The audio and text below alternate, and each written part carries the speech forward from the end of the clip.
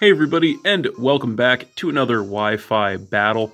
Today we have a battle against Gui Cardoso. This is just another random person from the online festival plaza.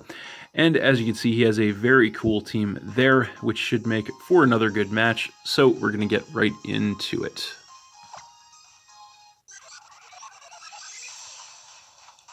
So, looking at the team preview, I wasn't sure what he was going to want to lead with. He definitely has a couple of good choices there, but he ends up leading with the Regirock, as I decided to lead with my Darmanitan Bubbles the Monkey.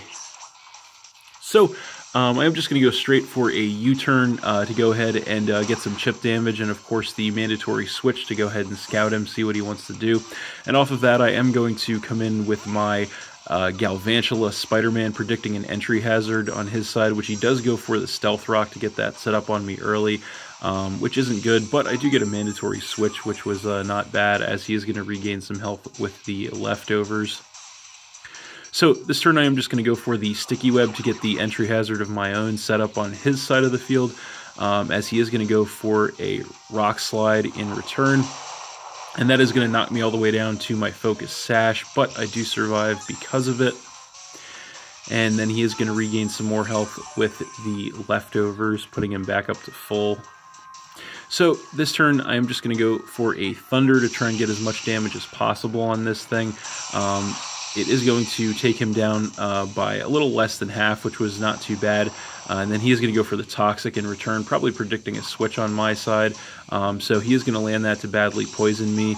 He is going to regain more health with the leftovers, and then I am going to go down to the poison damage there, knocking me down to 5 Pokemon. So then I am going to come in with my Mismagius Bewitched, and I'm going to take some damage from the rocks, as this turn he is going to go for the switch, doesn't want to take a special attack from me, so he is going to come in with the Hydreigon, as I am going to go for the Energy Ball, hoping he would stay in there. So that is not going to do much of anything to this thing, unfortunately. So I do have to switch out this turn. Not too much I can do to this thing with Mismagius, so I'm going to come in with my Wigglytuff good old Joey Fontaine and take some damage from the rocks, as he does go for a U-turn, predicting my switch.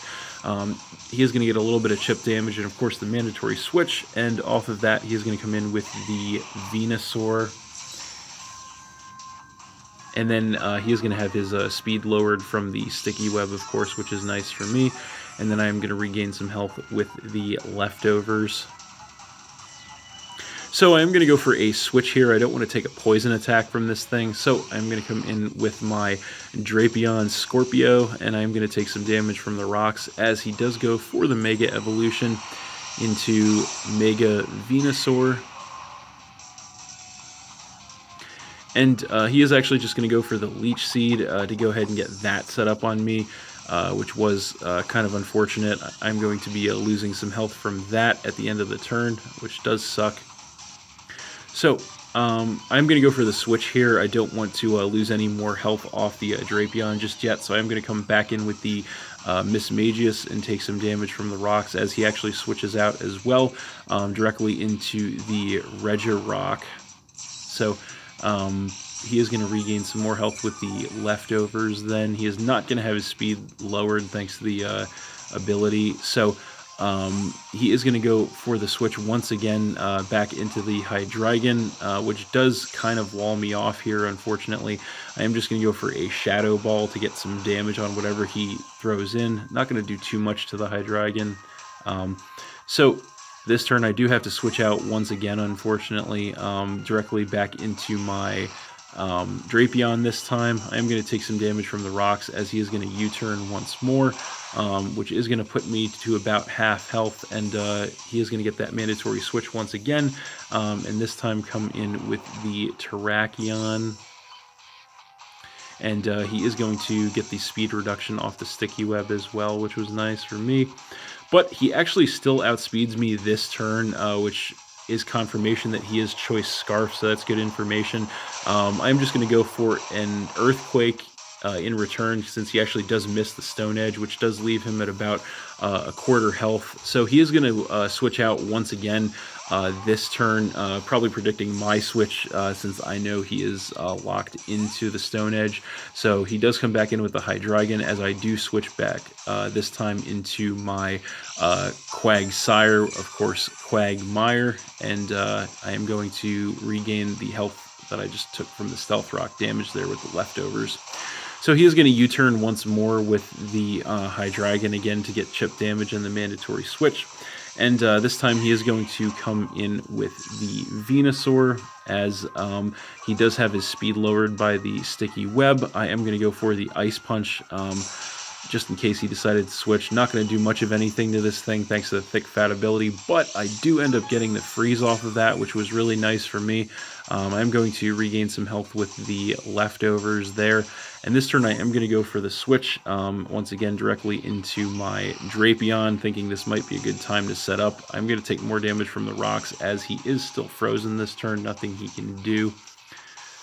So he is going to go for the switch here, back into his Hydreigon, and I do decide this turn to go ahead and bust out the Z move, hoping he would end up staying in there. So this is going to be the Z Acupressure, actually, which is going to raise my critical hit ratio, and then also a +2 in another random stat. So I do end up getting a defense boost here, which is not that useful. This thing is a special attacker primarily. So he does outspeed me here, unfortunately, and he goes for the Draco Meteor, which doesn't miss. And it does harshly lower his special attack, but is going to finish off my Drapion, which does really suck before I can do any damage. That is going to knock me down to 4 Pokemon. So, knowing he is choice itemed into the Draco Meteor, I am going to switch back in with my Wigglytuff and take damage from the rocks, which is going to force him to switch out once again into his Venusaur. As he is going to get the speed reduction off the Sticky Web, and I am just going to take this chance to go for the Stealth Rock to get that entry hazard set up on him as well. And then I am going to regain more health with the leftovers. So he is actually frozen again this turn, nothing he can do, as I am going to stay in here and go for a Hyper Voice, just trying to chip this thing down with damage. Not doing too much damage, but I am going to regain some more health with the leftovers, which is nice. So this turn I actually do outspeed him, which means this is actually a speed tie, which is kind of interesting. I hit him up with another Hyper Voice, which he does survive with about a quarter health, but again he is frozen, so again nothing he can do, which is awesome for me. I'm going to regain more health with the leftovers, and this turn I am going to win the speed tie again, go for another Hyper Voice, and finally that is going to be enough to take this Venusaur down and drop him down to 5 Pokemon, which was awesome for me. And then I am going to regain some more health with the leftovers. So Joey Fontaine putting in the finest of work here, as he is going to come back in with the Regirock and take some damage from the rocks. As I am going to go for the switch here, I don't want to take any damage on the Wigglytuff. So I'm going to come in with my Quagsire as I take damage from the rocks. He actually goes for a Toxic here to go ahead and badly poison me, which is not good to be taking that residual damage.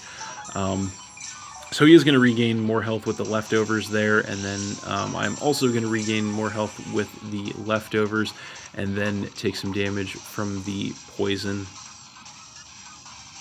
So this turn he is going to go for the switch. Doesn't want to take a ground or water attack here, so he is going to come in with the Jellicent.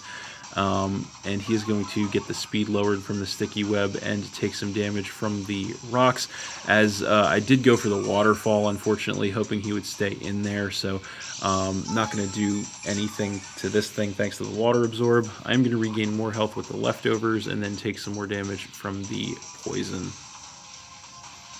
So he is going to go for the Shadow Ball this turn. He does outspeed me. So that is going to knock me all the way down to 39 health in the red, but I do survive, and I am going to go for an Earthquake in return, trying to get some damage on this thing. It does knock him down to about a third health, which was nice. I'm going to regain more health with the leftovers, and after the poison damage, I am barely going to survive with 15 health in the red.